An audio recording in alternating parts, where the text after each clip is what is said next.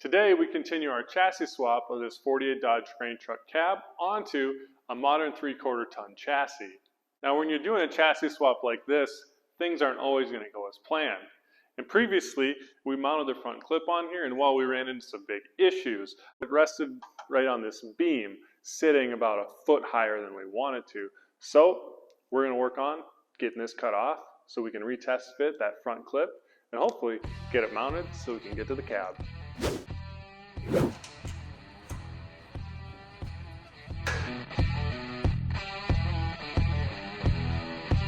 All right, we have this top part done and the sides. Get up underneath there, mark our line, and cut the bottom.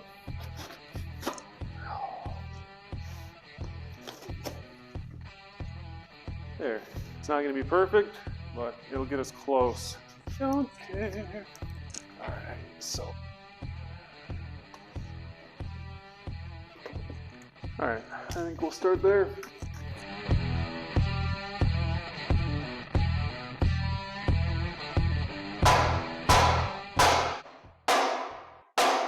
I think we still have a little bit right here.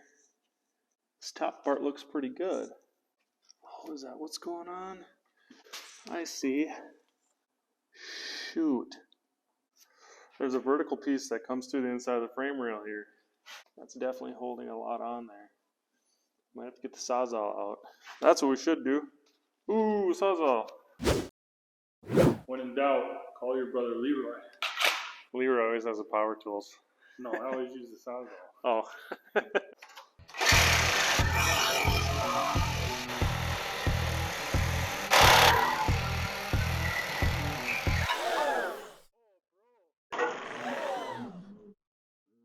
Are you ready?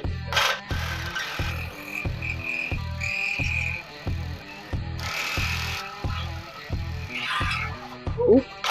All right, I think we're through the bottom one.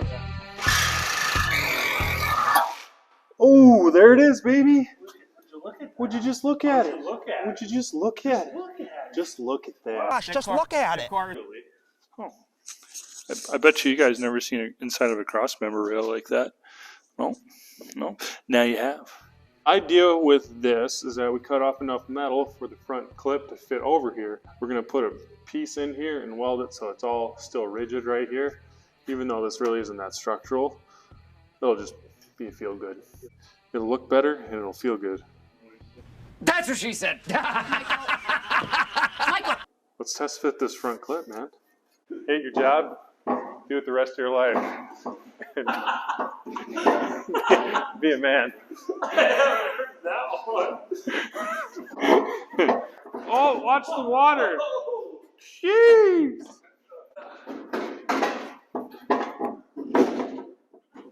Dude, it fits right around that, dude. I know it does, but I mean, the biggest concern is whether our wheels are centered. Oh, okay. Let's get some support. Let's get some support. I have a couple jacks.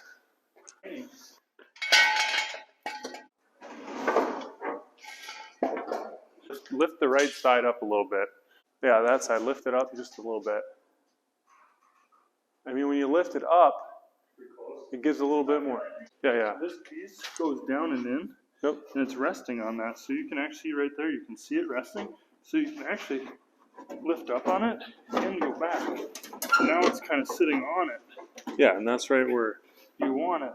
Yeah. So go check it out. You got it? Yeah. So I think we just need to lift this up a little bit right there. And that's the money dude right there. Because it's money, dude. Woo!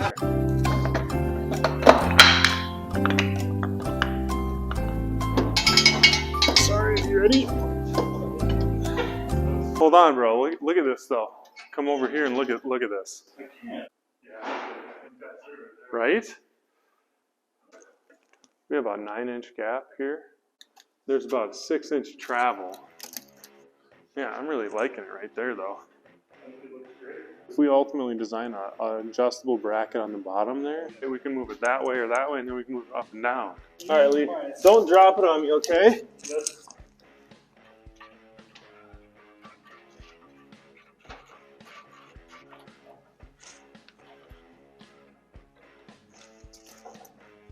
Jake, what you doing down there?